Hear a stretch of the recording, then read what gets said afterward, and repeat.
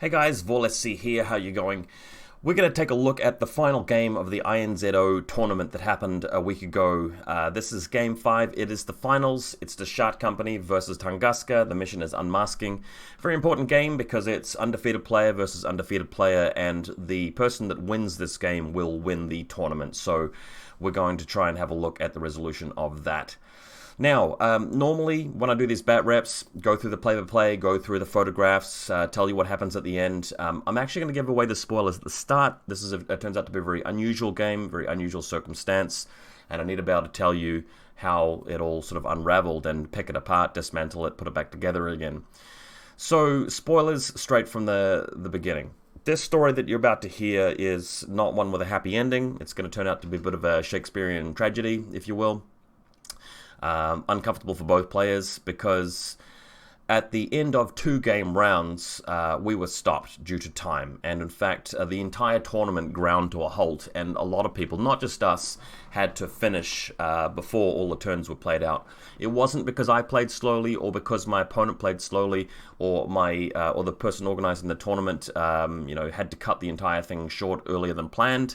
There was something going on behind the scenes that I didn't really understand. It was only 3 o'clock in the afternoon on a Sunday, but rest assured, everything stopped and we didn't play any longer. Now, during this game, I had taken first turn. In my first turn, I'd moved out and grabbed a couple of the consoles, revealed the decoy designated target and the real designated target, and shot a couple of troopers. In his reaction, his first Tunguska turn, he grabbed the real designated target and moved it away with synchronized civilian and shot back at me a little bit. And then in my second turn as Deshat, I moved around and crippled him. I took out his data tracker Perseus, several of his securitates, I killed Mary Problems, did a lot of damage, and really set up to win the game. In his secondary turn, he made a last gasp push for it, knowing that the game was going to be ending, running out with his interventor and turning the consoles back on his side and killing one decoy, leaving the score 3-1 at the point the game stopped. Now, we could both see that I was about to crush him in the turn after that, and in this bat rep, I'm going to be going through the photos. I've also made a mock-up of the table in Tabletop Simulator, something I don't normally do, but for this game, I need to be able to show you how the last game round would have progressed, so I'll be using that for that purpose. But the problem is that after the game had been stopped due to time, I went over to the tournament organizer to say, hey, look, we only need a tiny bit of time. I've just about won. He sent me back to my opponent to sort of try and negotiate with him. My opponent, seeing that he was up 3-1 on objective points, and on tournament points from the rest of the rankings, the standings, he was 1 ahead of me. He offered me a draw, which, bear in mind, is the same as him offering me a loss, and we both knew that because if I accepted that, he'd end up 1 spot above me for the tournament, and then it would end. If we played for another 5 or 10 minutes each, I probably would have crushed him 6-3, something like that, and I would have won. And I'll back that up. I'll demonstrate that during this bat rep. But rather than being confrontational about it, I did accept that draw and did hand in the score sheet, and I did come second in this tournament. Later, my opponent did mention to me that winning was important to him because he needed to protect his points and try and get that spot for Interplanetario, which I can understand. I don't necessarily agree with that way of looking at it, but I do have to stress, me and my opponent are mates, we're friends, we are still getting along after this game. Same with me and the tournament organizer. There's no bad blood or hard feelings there. But you have to respect also for me that I can't just come out in this bat rep and say, hey, look, kudos to him, he won fair and square. Just not the case. I really feel like he did not win that game. But we'll talk about it. I'll back that up. I'll give the evidence through this bat rep, and we'll be fair to each other about that. I'm not here to villainize anybody or point fingers or denigrate anyone here. I'm not about that. What I am about is presenting the facts and making sure that as a community we know the truth of how this tournament was wrapped up. So I'll go through all of that as normal. We'll do all of the slideshow, bat rep kind of thing. We'll go through the lists, and at the end of this, I'll go through Tabletop Simulator a bit, and I'll revisit these points, and we'll make sure that we go through this line by line in a lot of detail. Okay, so let's start with army lists. Now, my opponent sent me an army code of his list, which I have kept for a few days and then repasted back into Army 6. It's not actually accurate because he was running a clockmaker for this game, and I can't see a clockmaker in this army list. I've managed to account for every single model based on the photos that you can see here, but not the clockmaker. So if you guys know what to change around about this list to make it accurate, please do. But he did say at the start of the game, I've got a Dactari, and I've got a clockmaker, and they both have Zonbots, and you'll see that in the pictures. Perseus is going to be his data tracker this game. It's the FTO Fireteam version. He really likes this profile. Feuerbach and HMG are reasonably solid and standard. I kind of like the sniper rifle, but he likes the Feuerbach. Interventor Hacker, again, this is taken along with Myriad Problems, and you can see that this might have been the list that he would have been using for Transmission Matrix earlier in the event, and I can understand that. For Unmasking, I don't really feel like this is the best Tunguska list out there, but it's still playable. You got the Spectre Hacker with Killer Hacking Device and Cyber Mines, again, kind of cool for Transmission Matrix. Plenty of baggage spots, transconductor zones. You really want to do that in Tunguska since everything's so expensive. Double Heckler caught me off guard. I really like this setup, especially for missions like this one and Transmission Matrix, because you need to be able to defend and block your opponent from doing things. Puppet Master with counterintelligence, excellent. Also with a mine layer, really good profile. Overall, though, you're only spending 3.5 SWCs, and I feel like once this list loses a gun or two, it's just 16 orders worth of cheerleaders and hacking, and if your opponent doesn't have a lot to hack or to jam, you can be in a lot of trouble. So I don't feel like this is a particularly strong list. Definitely a decent player behind it, and that's what matters, but this is the list we're up against. Probably minus one of the bots, plus a clockmaker, that kind of thing. If you guys can rejiggle the jigsaw of the list, that's fine, but this is roughly it. Let's now turn our attention to the game, and we'll go through what happened.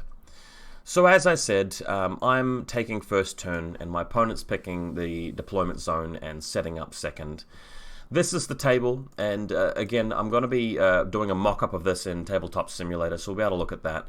Let's just talk about some key features of this table real quick. So I'll grab maybe the red. How's the red? So you got the 3 consoles around here, which need to be turned on in order for the decoys to be found, or the designated target to be found.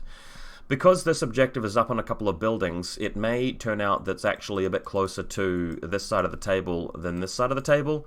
My opponent's going to have a Heckler Jammer there, and I've got a Zenshar here. Now, Heckler Jammer can't deploy more than 16 inches out from his table side. The hacking range is another 8 inches, so the maximum he can hack is the table edge. If I move my Zenshar behind this objective, he shouldn't be jammed, but I believe he was jammed anyway in the move out in the first turn because of the skew and the way the actual consoles were placed, so bear that in mind. I'm deploying on the left-hand side over here, so this is the Shark Company. We've got fan-out spots hanging around in strategic locations to be able to flash pulse, not to his deployment zone, but around the angles in case he moves into my lines. Got the Rushi here, but the link team itself is here, and here, and here, and here, and here. So the link team is sort of set up in that squad format. The Rushi can move around there later on if it wants to join them. Then we've got the Tractor Mule and another Tractor Mule. There's a Lieutenant behind there in the corner. You've got a Dozer right here, and somewhere in the rocks, there's the 112 Doctor. Zuyong at the back, of course. A Warcore standing up in front there. These orange markers are my Libertos. So you got 1 and 2 there, and of course the Zenshar up here, and the other Libertos are around this side, protecting the designated target, which is actually behind this building, which we'll see in a moment. The blue camouflage markers are actually the designated targets, the decoys, so bear that in mind as well. Next photo, so just a look in here, you see the Zenshar on the rooftop, decoy here, neither of them are the real one, and then you've got the Liberto hanging around with the mine to try and defend, or make it look like they're being defended. Backline, as we just looked at, Flash Pulse, move the cam, Flash Pulse, Rushi, Tractor Mule, Dozer, Valeria Gromaz, Zuyong Combi Rifle, Doctor's here, Zuyong HMG, there's a Bounty Hunter here. The Bounty Hunter rolls were fairly average, although I must point out, and this is crucial for the game later, that one of my Bounty Hunters picked up a multi-sniper rifle, and it was this guy here, and he then gets given the data tracker duty, because with a multi-sniper rifle, it makes it a little bit easier for him to pick off a designated target that has been revealed. A look from the left here, again, flash pulse, there's the link team there, we already looked at that, so you can sort of see what angle we're on there, and you can see objective 1s, 2, and 3 that we're going to be using to reveal the decoys and designated target. Moving around to the left-hand side now, you can again see the flash pulse spots and track them all. The lieutenant's right down there in the corner, nice and safely. This blue token here is the actual designated target that he's going to be trying to destroy. It's defended by a mine there and a Libertos mine layer right there with this red marker. Okay, taking a look at my opponent's side of the table, we'll have a look through. So this is definitely a mine sweeper, a baggage bot. Transconductor's on right here. Perseus is over here. He's linked up to the link leader, which is there, which is a Securitate. There's another Securitate here, I believe, has an HMG. There's another Securitate, and of course the Feuerbach on the roof, prone. Behind that wall, we're treating this wall here as an opaque thing which can't be seen through, and Dactari on the roof to, let's call him Dactari. Yeah, it is a Dactari, prone with a friendly helper bot down at the bottom. Now this model here, I think, is a clockmaker. I'm pretty sure it is a clockmaker because he's got another little Zon bot, and surely it's one bot for each. He was explained to me at the start of the game, one's painted red, one's painted white, and they're color-coded corresponding to the different types of specialist. So that army list that we looked at earlier, I don't think is correct. We're going to have to remove maybe a couple of bots, put back that clockmaker in there. Clockmaker is 18 points, so I assume 2 of the bots and downgrading one of these models would give us the correct army list. That's his right hand side. Look at the top here, you can see Mary Problems is prone in the back of the truck. Great location for her because it good hacking range, you know, moved up there, and it's hard for McMurray to engage her in close combat because he can't fit his base next to her. These guys at the top prone, of course. Looking around the back, he does seem to have 2 Minesweeper bots deployed in the table, so in order to fit the Clockmaker in there, I'm not too sure which models we are going to remove, but it is what it is. I only managed to see 1 Transconductors on, though, so I think that's one of them that has to be removed to make the list valid. Then there's the Interventor behind this building, through there. You can see a mine there, but that's being placed by the Puppet Master on this side of the table, which we'll look at momentarily. There's Mary Problems again out there, so you can sort of see the angles that everybody's set up on. There's a little look at the rooftop. And then over this side, we just noticed that the Interventor's there. The Puppet Master is prone in the corner of this building, has deployed that camo marker there, which is a mine. And this is a camo marker which we know is going to be a Heckler with a Jammer prone at the corner of this building. Because my Zenshar and the objective is up here, he's going to be using his Jammer in that direction. You can see this is one of his decoys, and he's got another one further to the corner and another one further to his side, which we'll be looking at soon. My reserve trooper is McMurray. I'm planning on moving over towards the link team's position, trying to get up on top, bashing the Feuerbach and throwing some grenades, but I'm not really aware that his Heckler is actually a Heckler with a Jammer, because last time I played him, he actually said verbally that he didn't really want to take Jammers very often. He preferred the boarding shotguns, so there you have it. Data Tracker on his side is going to be Perseus. Good model for that because it can throw smoke grenades, get into close combat, kill things that way. My Data Tracker is going to be this model here, P&O, the Bounty Hunter. Sorry about the blurry photo. He's picked up a multi-sniper rifle from his Booty 2 role. Alright, so the game begins. McMurray moving out with Impetuous towards Mary Problems, who's the nearest target, and he's going to end up somewhere around here. We don't have anybody watching the table. He's got a Spectre in hidden deployment without a multi-sniper rifle, and it's in total cover on this building up here, so he's not going to be arrowing with anything that I can't see. At this point, McMurray spends his irregular order jumping up on top of the crate, and my opponent reveals the Jammer, which is right here. And McMurray is doing this in such a way that she can get line of sight to Mary Problems, who does declare a dodge, as far as I can recall, and the Heckler comes out of camo state to declare a jam. At this stage, what I decided to do was reset, because I knew that if I could just survive this one arrow from the Jammer, then I could use stealth to come out of his range and keep McMurray active for the rest of the game. What happened here is that the Jammer, the Heckler Jammer, immediately rolled a crit, putting McMurray into isolation state forever, and Mary Problems gets out of the way, and nothing is lost for Tunguska. So, an early bit of bad luck. Yes, it's a crit, but he could have always passed the roll. I could have failed the willpower check and then failed the BTS check. That could have happened as well. But this was unlucky. McMurray's chances of surviving this were well above 50%, so we have to bear that in mind. So there you go, a better shot of the Heckler prone behind this little wall obstacle, jamming the McMurray you can see on the right. Now, this isn't too bad because he's revealed his jammer, and if I take it out now, it's going to be way harder for him to defend this side of the table later in the game. So I'm moving out with my Libertos from Group 2's orders, and the plan's to come through here, move up to the stairs, go through here, and do a surprise attack with a light shotgun, which should be really good odds to take out the Heckler jammer. So up he goes, moving up here, retaining this with stealth and everything, and then we could do a surprise shot. Libertos, +6 to hit, -3 for mimetism or camo, whatever he's got. Should be hitting on 14s on 2 dice, whereas the combi rifle from the Heckler here is going to be +3 range, -3 mimetism, -3 surprise shot, or if he does the jammer, you know, just a straight 13. Now, unluckily, again, the Libertos completely whiffs, fails to kill the jammer, and he's still sitting there, so he's isolated McMurray and destroyed the Libertos, and it's my turn. So a very unlucky start to the game, but that's okay. I've still got more to do, and sometimes you get a little bit unlucky earlier on and lucky later.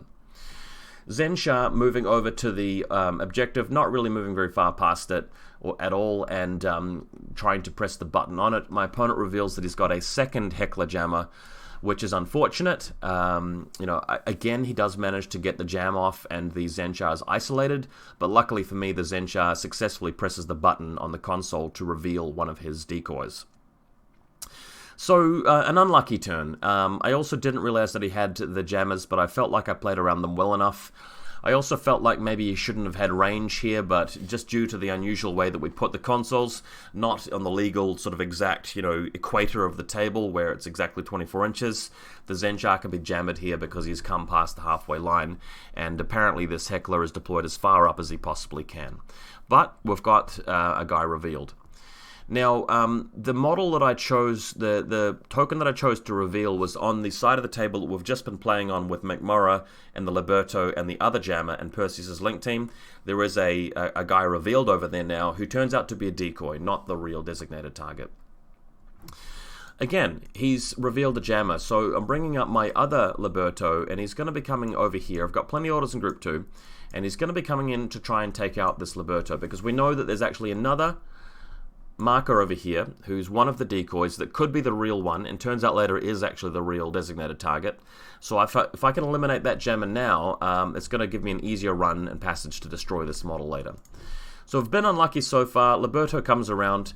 I'm actually moving him in such a way that he's going to have a single shot at the Puppet Master, a single shot against the jammer in the back. This might be a little bit questionable. Maybe it's better to go straight out for the jammer only and ignore the Puppet Master, but making use of surprise shot, making use of the shotgun, making use of a mimetism, I felt like I had pretty good odds. Note also there's another marker in the background there, not that that's too important. So what happens here is Liberto reveals, he goes for the split shot, manages to survive, does take out the jammer, but not the Puppet Master. So that's the result there. Jammer goes unconscious, Puppet Master is okay, Liberto is okay. And then he's able to come around the corner to have another go at it. I probably should have placed a mine here, but instead I went for the shotgun blast, just given I've got a big advantage in this spot. But Puppet Master getting lucky and surviving that one as well. With a whole lot of orders left in Group 1, I had a bit of a think about it, and I thought, well, what if he's got a Spectre Sniper? He's got plenty of SWCs yet left to use.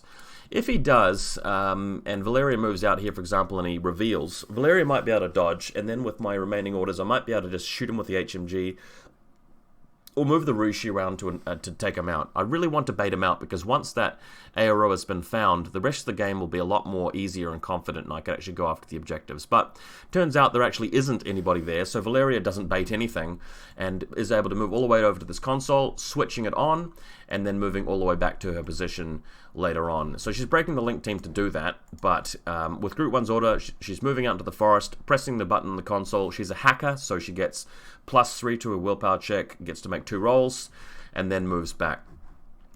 This reveals the designated target on the side of the table. So it's not protected by the jammer anymore because he's down. The Liberto is in position. My data tracker is over here with a multi-sniper rifle. So in a future turn, I could move my entire link team around here, kill it, and gain the 5 objective points needed to really give me a huge boost. So that has happened. Valeria has moved back, and she's running back to the table edge now, and sets back up the link team, goes behind this purple crate, and we spend a command token to reform the link team. I do believe I've only used 1 command token this entire game, although there may have been a second one from the Libertos converting a regular order into a regular order. So I should have 1 or 2 command tokens left at this stage. Tactical awareness orders being used to reshuffle the team, so we're keeping everybody prone except for this HMG over here. I've made sure he repositions over to this spot because this tower is going to block off line of sight from his Feuerbach to the HMG. That's quite important. There's nowhere he's going to be able to move on that high ground to be able to see me. He might be able to move all the way down to here or something, but it's going to take a big part of the turn, and the Zuyong may well be able to either fend him off or just tank enough armor saves that he drops prone behind the rock. So I'm willing to do that. It also manages to keep me a little bit safe against any people flanking or skirmishing around through towards the link team's position, and I've got a lot of flash pulses set up. Okay, let's have another look. So there's a flash pulse spot defending this angle into the designated target, and there's a mine defending it as well to some extent. McMurray is actually still alive. He is isolated, but he's at least going to slow the enemy down by throwing smoke grenades, potentially dodging out of the way, dropping chain rifles, that kind of thing. So feeling reasonably confident going into this. Okay, Tunguska turn 1. We've had 1 Dashat turn, it's Tunguska turn 1. So the link team getting into position here, I believe Perseus moving a little bit closer, and what he's going to be trying to do is he's going to be trying to move out with his HMG and getting some shots at McMurray to try and kill him. So that's one of his objectives this turn, take out McMurray so that in the following turn he can move over and press buttons and throw down fast pandas and put the jammers in position and get Perseus onto that designated target. So McMurray defending against the HMG, doesn't get killed by the HMG, but I believe takes a wound at some point and also drops prone, goes to the edge of the other side of the crate, just barely bringing himself out of line of sight. So what you see here is that Perseus and co moving out a little bit, just taking up better and better positions, and he's moving his Feuerbach to the corner of this building, staying prone, bearing in mind these towers over here are blocking line of sight to the Zuyong link team. So the Feuerbach now getting in position to take out our boy here. Now, as you can see, he's already taken a wound from the HMG. But when the Feuerbach tries to go after him, he's throwing a dodge smoke on a 19 every single time. And, you know, as he continues to do that, eventually does manage to get the smoke down. So that's fortunate. There you can see Feuerbach shooting from the rooftop there. That's his position. And the link team just moving ever closer. So with the smoke having gone down from McMurray, and remember, I mean, it's a little bit lucky to get the smoke, but not that lucky. He is hitting on a 19. It's only 3 dice from the Feuerbach, hitting on something like 15s, maybe even 18s, depending on the range. Probably more like 15s, given the range. I've got really unlucky in my first turn. I'm clawing back a little bit of luck in this turn. It's fairly normal. Alright, so what I'm trying to do now is reposition in such a way that Perseus can try and get in there. So he's still got his Feuerbach at the top. That's still on the edge. He's now moving around with his HMG. Perseus is going to be moving around here eventually, and the rest of the link team are just forming up spots behind this building, as you can see there. What happens next? Over this other side in Group 2, Puppet Master moving out of the way of his of the Liberto. Liberto declaring, I believe, a dodge because he's got kinematica, or sorry, hyperdynamics, or maybe he was firing the shotgun. Can't quite remember.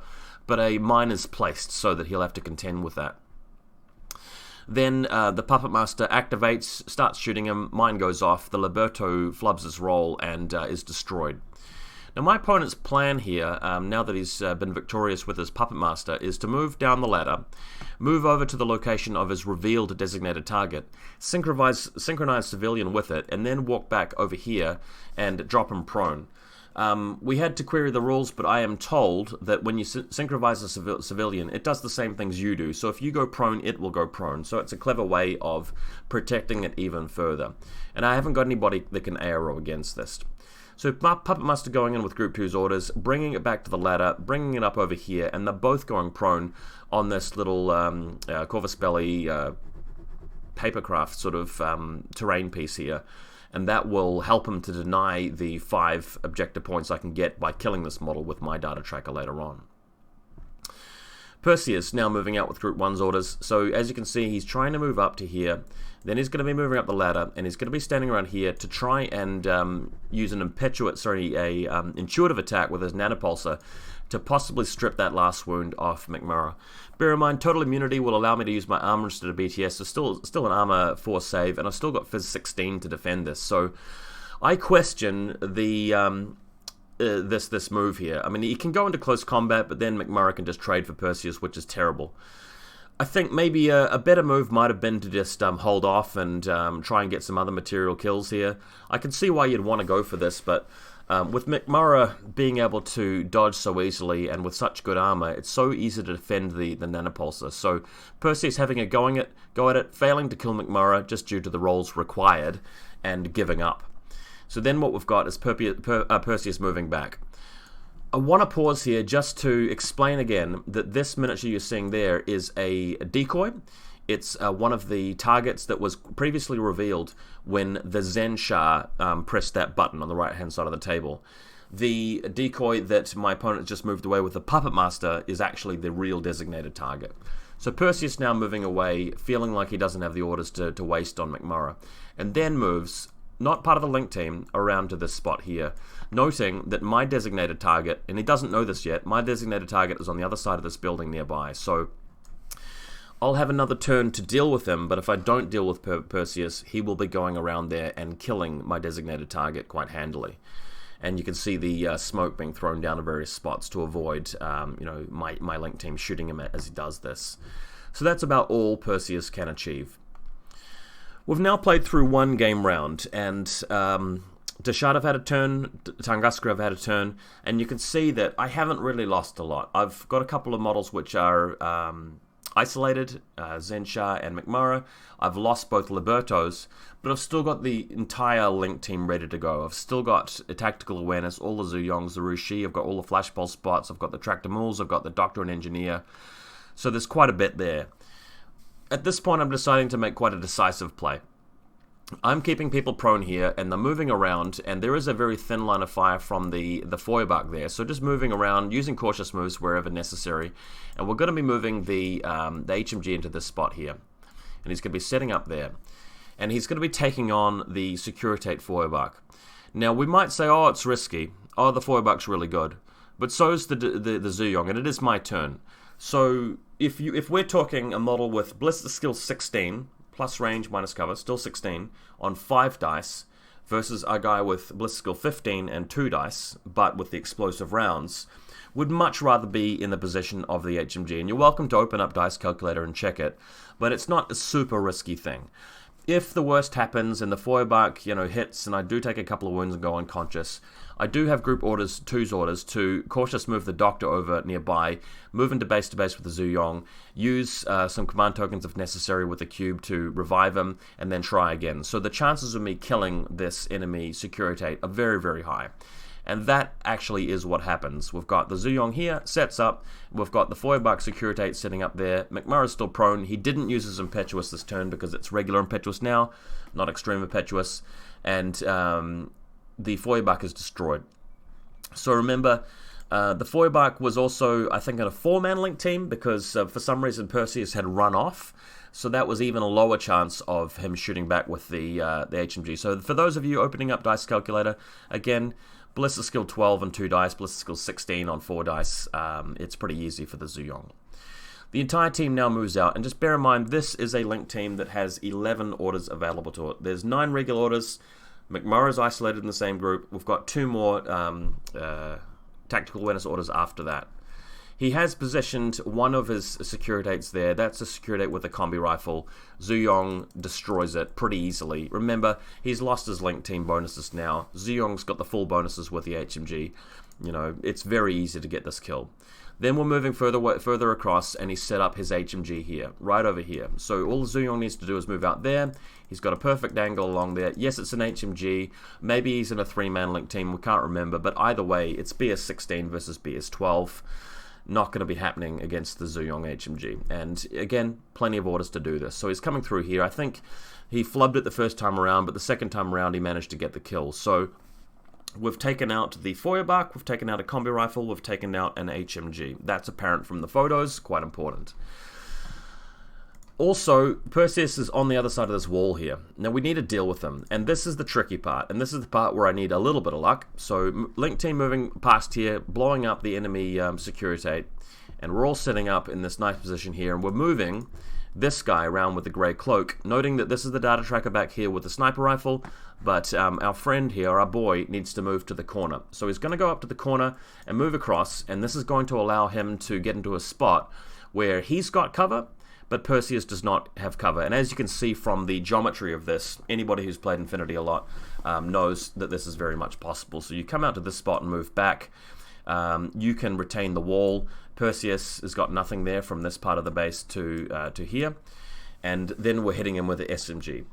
Perseus does, in fact, have ODD. So we're talking Ballistic Skill 12 in the Bounty Hunter, +3 for the link, +3 for range, -6 for ODD. It's 4 dice on 12s. SMG normally 3 dice, but link team bonus takes us to 4 dice on 12s. If he shoots back at me, it's just his straight ballistic skill. If he nanopulses me, you know, any of my hits are going to get through. He does not have shock immunity. The NWI is not going to stand up against the SMG. What he needs to do here is throw smoke. His fizz plus smoke gives him a pretty good chance of stopping this, but it is 1 dice versus 4. So grab Army Calculator if you want to, but the chances of me getting this off are pretty good. If it doesn't work, I have to try and come around with maybe some kind of direct template, or I can't really close combat him, or I just need to set up an ARO to defeat him later on. But the point is that chances are pretty good of me killing him, and if he does put smoke down, I can continue moving around and maybe getting some more kills. What ends up happening here is the expected outcome, and that is that the submachine gun does shock through him, does rip through him, and Perseus is destroyed, meaning I've got my data tracker and he doesn't have his.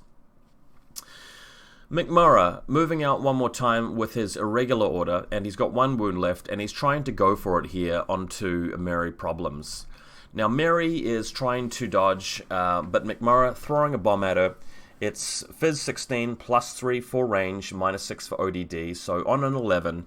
And although Mary Problems has a pretty decent shot of avoiding this, she doesn't, and she gets hit by the grenade, goes unconscious. So I've had a little bit of a lucky turn here. I've taken out his Feuerbach, I've taken out Perseus, I've taken out Mary Problems. This is above average luck. Having said that, in my first turn, McMurray is isolated by a crit, the Libertos is killed without killing anything in return, the Zensha gets isolated, and my other Libertos kills a jammer, but not the Puppet Master, even though the odds were in my favor. So, unlucky initially, kind of lucky now, but I think you guys can appreciate that the luck has been fairly level. It hasn't really been about the luck, it's been a bit more about the plays. Okay, this is another important photo. We're setting up in such a way that the HMG here is covering the objective, which he needs to turn on to reveal guys. Same with the Zuyong here. He doesn't have any heavy weapons at this point to retaliate against that. The position of this model is extremely important. It's the data tracker, and he has a multi-sniper and a glue gun and an HMG, and he's got a line through this part of the battlefield. I'm going to show you on Tabletop Simulator later why this angle is really important. It's going to be blocking off his intruder and his Spectre from doing a lot of work. There's also this model here with, again, glue gun SMG, able to shoot through that lane. The best he can come at me with is a jammer, with a heckler jammer with a combi rifle, and Securitates that aren't really linked very well, and, you know, cheerleaders basically. We've all surrounded the real designated target here, so getting to this guy and getting points out of him is going to be hard. He's also lost his data tracker. But this is all I can really do with Group 1. The Zensha has a single irregular order which he can use to move down to the bottom of the platform, noting that he's got NWI. So as he moves down to the bottom of the platform, the Spectre, who is prone with killer hacking device, does reveal to fire his combi rifle at me, and the Puppet Master, who's prone over there, is able to shoot back at me with, I believe, an SMG. I'm able to see that model as I'm coming over the stairs. I'm isolated, but I get a single regular order that I can spend on myself. The Zenshar then lets loose at the Puppet Master, trying to kill it, and ignores the Spectre because it can only do a maximum of 1 wound to me. But unfortunately, this is a wash, and the Zenshar doesn't get anything done here. What I do next is I move around with my dozer, using Group 2's orders, setting up a spot here, Silhouette 2, and I'm going to go into Suppression Fire. And this is to take on anybody moving up this ladder, so this guy is there to defend that. And we've got the Puppet Master who's prone over there. If it stands up, it's going to have to waste time trying to get through my dozers. So Dozer's got a great position through this angle, making use of Group 2's orders. And the Zenshar, of course, still alive. There you go, little 3 dice placed next to him just to show the position. Sorry about the blurriness of the photos, but he's set up there with Suppression Fire active. Now, we're going to the final turn that gets played. This is the Tunguska turn 2. So you've got a Spectre sitting there, you've got a Puppet Master. The Puppet Master has shock on the SMG, and as I recall, the Zenshar is not shock immune, so she's going after him with her SMG, and my response is to lay a mine with the Zenshar, laying it here, meaning that if the Spectre tries to go and press the button, he's going to have to contend with a mine. The submachine gun shots do go off and do actually kill the Zenshar. But we're reaching a point in the game where we've been told by the tournament organizer that it's going to be ending soon. So a lot of my opponent's moves here are designed to try and get that last gasp objective point dash, so that I will not have enough turn time left to destroy him. I have to point out here that there is a dozer in Suppression Fire, and because we're playing the game too quickly, I don't even get a chance to roll my dice to fire the dozer shots at him, just because we're too preoccupied with the time and with the Zenshar's position. But the Puppet Master really should be taking some hits at this point. We don't resolve it because the Puppet Master is the only model left in Group 2. Just coming back to the groups for a minute and the army list. So we've lost Perseus, we've lost a Feuerbach, we've lost an HG, and I believe we've lost one of the Securitates, I'm pretty sure. Dactari's fine, Spectre's fine, Salute's fine, Mary Problems is dead, and he's fine. He's lost 1 Heckler. So what he did at the start of his turn 2 is he spent all of his remaining command tokens. He moves one of the Hecklers into Group 1, Transconductors on to Group 1, there's a Transconductors on here which isn't actually on the table. I'm assuming it's actually a Clockmaker. I don't know how he made up the points for that Clockmaker, but again, we'll ask him. I'm sure the list is legit. But he's got 9 regular orders for this turn and a single order in Group 2 for the Puppet Master, and that's all it can do in this photo. So just Puppet Master firing at my guy and managing to kill him. That results in this photograph here where you can see a white token which represents a mine. If you look carefully, there's a little yellow and purple marker here just to show that the Spectre is prone as well. That's important. But we have lost this guy here, and we're assuming that this model is going to be not active in the game. So now the Spectre's trying to get some work done. Before that, though, the Lieutenant order from this Securitate is able to poke out and fire at McMurray, which is enough to kill him with the combi rifle, so doing really well there, where everybody else failed. This lone Securitate getting the last hit onto McMurray, rendering him unconscious. We now have quite an important play coming out from the Interventor. So the Interventor starts the turn somewhere around here and is now moving towards this, moving over here, and needs to go and try and take back the console in the middle of the table that Valeria Gromos has previously grabbed. It's going to be easy for him to do this. He comes through the forest, and he's willpower 15. He gets 2 dice rolls, plus 3 for being a hacker, and is easily able to turn this console back on. He knows that I've got my whole link team surrounding one of my my markers, so he doesn't choose that one. We had a bit of a talk about it, and he said, yeah, it's probably that one, but he chose to pick a different one. And I think his reasoning for doing that is just that he wanted to be able to kill some decoys. He knew that he didn't have the material to beat the Deschart link team there, so he goes for a different decoy. So there it is there, grabbing that. Now, just have to talk a bit about positioning here. In the background, you can see the Interventor And we have this decoy here which hasn't been revealed, but there's another one further under this building which he does reveal. As he moves out to try and kill it, I start saying to him, look, there's a walker that can see you, there's a flashbulb spot further over this side of the table, and there's a bounty hunter sniper further over the side of the table, in fact around this angle here, which is going to get him if he comes around here to try and do that. So he wasn't able to. That's really important. This Spectre also trying to deal with the mine. Now, the game was going quite fast. The tournament organizer had come over. My opponent made some declarations that we may not have heard. But it got a bit confusing at this point because he seemed to have taken away the prone marker, and you can't really see it there in the photo, but I believe it's been removed. The Spectre's trying to stand up here to dodge, and he's also going to be trying to go up the stairs. He knows he's going to move quicker if he's standing up, and he knows he needs to deal with the dozer. But the game starts to get very messy at this point.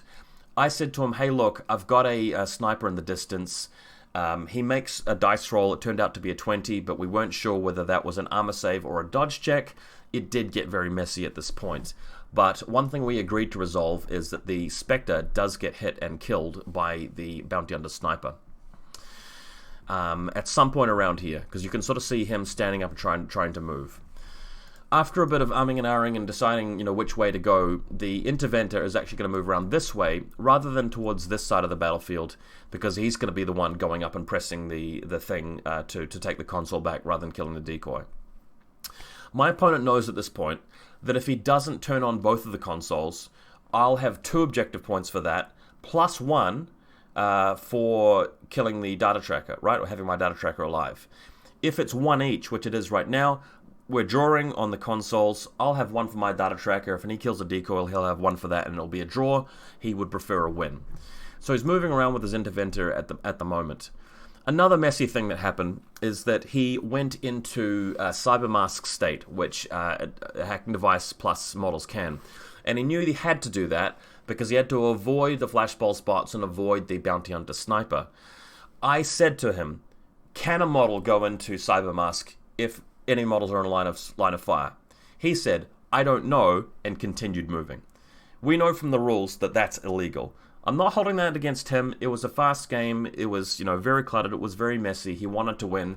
We couldn't really slow down. We should have, but I should have held him to that and said, look, you can't go into cybermask because my guys can see you. There's a flashbulb spot there. You can't cautious move past there because, again, I can see you with my flashbulb spot. And if you're just going to move, then I'm going to fire at you with that sniper, BS-15 plus 3 for range 2 shots. You can roll that, but I'm entitled to do that. We didn't play it that way, though, and the interventor comes around here in cybermask state. That allows him to get past the dozer and suppression fire. He is then able to turn this button on. He's able to use prone to go over to this thing.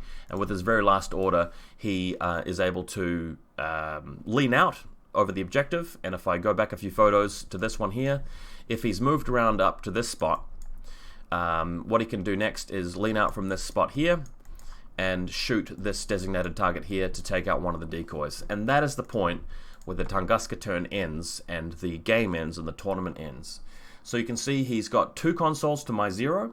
He's killed a decoy. I haven't killed a decoy, but I have got my data tracker alive. He doesn't have his alive. So my understanding is that it's a win for him, 3-1 or 4-1 or something like that. And that's the point where I said, hey, look, I've obviously won this game. I can just move out and kill a decoy and take a console back, or I can run my link team over to where the designated target is and just destroy that. What I should have said is, hey, look, I insist on this being recorded because there's nothing you can do to stop me at this point. You've lost everybody. Like, it only takes 2 minutes to move, or even just 10 seconds to demonstrate where the models move to destroy them. But that's not what happened. Didn't really insist on that. We handed in a draw at this point because that's what my opponent offered to me, and I accepted. So what do you guys think? What do you think about this game? It was very messy. I contest that my opponent could have even gotten to this position in the first place because of my sniper, and I do believe that if I'd even had another 3 or 4 minutes to continue the game, it would have been decided. What I'm going to do next is I'm going to open up Tabletop Simulator, where you can sort of see I've done a bit of a mock-up of the table, and there are a lot of things here which don't match up to what the table actually was, but I've tried to stay fairly faithful to the things that were important. Let's just look at the positioning and everything. So you can see Here's where I had my Gulam Lieutenant and tracked them all right in the corner. There are a bunch of flashbulb spots which are quite important, you know, for gaining a line of sight. Rushi did nothing for the whole game, tracked them all over here. The War Core, as you can see, has full line of sight to where the interventor was in the middle of the table. I was rolling flash pulses, he was just ignoring them, they were bouncing off his BTS-9, but line of sight is there. We've got the flash pulse spot here, really important, because if we go silhouette 2, you can see this whole area of the table where the interventor was moving, and we'll demonstrate that in a minute. My decoy here was the one that he didn't kill, but the actual designated target was here, so he had just leaned out from this this position. Oh, let's get out of the console. But at the end of the day, this guy was destroyed, right? I had my dozer in suppression fire here. We know that the Puppet Master, when it activated during his turn with his lone order, I should have been able to shoot at him. When we were adding the points up at the end of the game as to model surviving, my opponent admitted that this model shouldn't have really been there, so this model probably should be removed. The designated target that I'm trying to destroy here is prone on this building. There is a mine defending it, but what we're going to be talking about in a minute is that the Deshart Link team with 11 orders can't really be stopped if it can go over there and kill it. Looking over this side, we know that there's a Heckler Jammer in total cover somehow. Obviously, this is just a rough guide of where the building is. There's a Daktari in total cover at the top. He's got one Minesweeper over here with a flash pulse spot. This Clockmaker, he did send me an army list that included it. I did see it in the photos, but I can't work out how it fitted into his list. I'm sure it did, though. There are some Zonbots around. There's another Minesweeper in total cover. And that's that side. Did he have 2 Securitates remaining or 1? I think he probably only had 1, but I've got 2 of them there. Bear in mind, you're starting with 5 models. You've got Perseus, Feuerbach, HMG, 2 Securitates. I killed Perseus, killed the HMG, killed the Feuerbach, and I'm pretty sure I killed 1 more, because if we go back to those photos, there was that one scene in the movie, just going back to it, where everybody's moving around here. There it is right there. So this is the point where I kill his Feuerbach from the tower. They're now moving around, and you can see this model clearly has line of sight to my Zuyong here, and I'm clearly trying to shoot at it from its positioning. I'm sure you guys can agree with that. So this model is destroyed clearly. So that's two Securitates down, and then there's this other one which we can see behind the car in the distance, where he set his HMG up. So if two guys are dead, if 2 Securitates are dead, and Perseus is dead, he should really only have 1 of them left. So just looking back at this this list, the Securitate's alive, the Interventor is dead, the Daktari's alive, Spectre is dead, Salute alive, 1 Heckler alive, Transconductor Zond. I've put in 2 Transconductor Zonds, but it's either 2 of them or 1 plus a Clockmaker, so I'm pretty sure he's got 7 orders left, and a Puppet Master which may or may not be dead. And here is the position. Okay? So we know that these 2 red consoles are the ones controlled by Tunguska at the moment, whereas this one over here is up for grabs. Mary Problems was here, but she's dead now.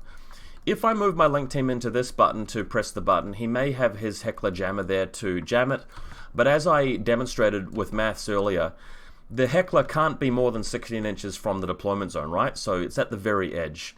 Another 8 inches worth of zone of control gives us 24, and this console should be positioned at exactly, you know, middle ground of the table, 24 inches. So if I move Valeria Gromos off to this spot, she can press it without being jammed, and then she can come over here and take that console, and then it's me that has the 2 points for the consoles. Really easy to do, and there are no models left to actually shoot me there. After that's done, I've got my data tracker. He's taken out 1 decoy, and that's just a straight up win to the shot. So, whoops, there we go. You guys can see from that this is pretty much an automatic win there, right? So what I can do is Valeria Gromos spends an order, moves out to here. That's 1, and then it's been a while since I used Tabletop Simulator. F1, okay. Then she moves out over here, and then she comes in there. That's 3 orders so far. Turns on the button quite easily, moves over there. That's a 4th order, 5th order over there, and really we've got 11 orders if you include tactical awareness for moving. So Valeria Gromos is going to be able to win the game with just, you know, a few dice rolls, right? I don't even know if I need to bother like actually loading up the dice, but we'll just have a look at it anyway. So go search. add in let's just grab some dice, eh? What should we get? Just get the Yuching dice, throw that in there. Or have they already been loaded? They've already been loaded. Saved this game earlier. Yeah, so Valeria Gromos, I mean, she needs what, a 14 on 2 dice. She obviously gets it. So we turn on one console for the shot, and then click it again.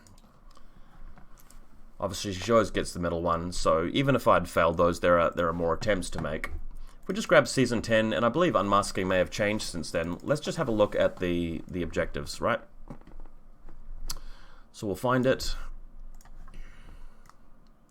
Unmasking 69. Okay, neither of us have killed the enemy designated target. My opponent's killed more decoys, so he gets 1. And I've got more activated consoles at the end, so that's 2, so it's 2 to 1, and I've got my designated target, Data Tracker, not killed, so it's a 3-1 victory for me, just purely by moving out with Valeria.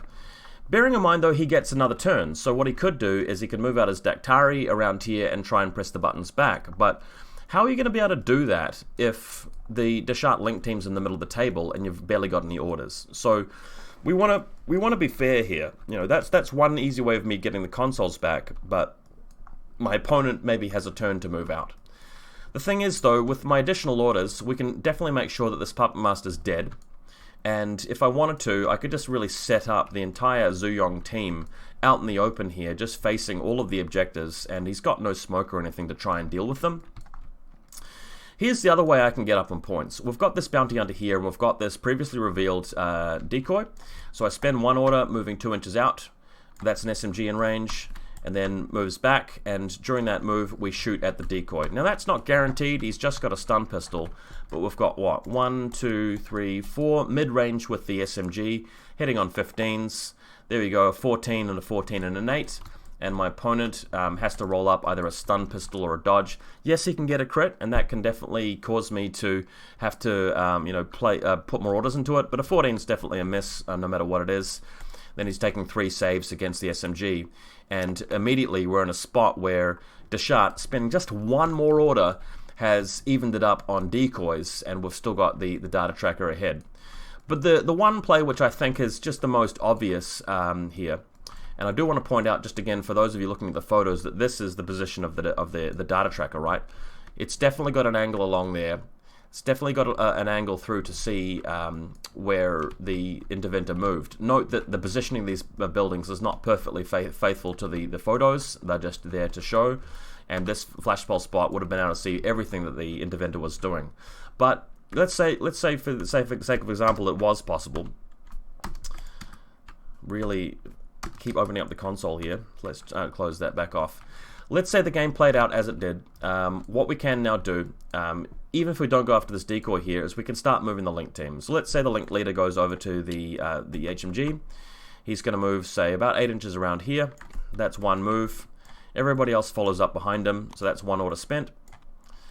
We don't know if the Puppet Masters are alive or dead at this point, so let's say we spend another order moving out to the open and killing him. Let's just pretend he's there to face some AROs. So 1 Zuyong HMG versus 1 Puppet Master at the distance, that's going to kill him. So that's 2 orders spent so far. Alright, so we're roughly around here. Zuyong over here, bringing the whole team in another 8. So that's 1, 2. So 3 orders brings us around to here. Okay. 4th order, we're going to move out over this side. So around about that far.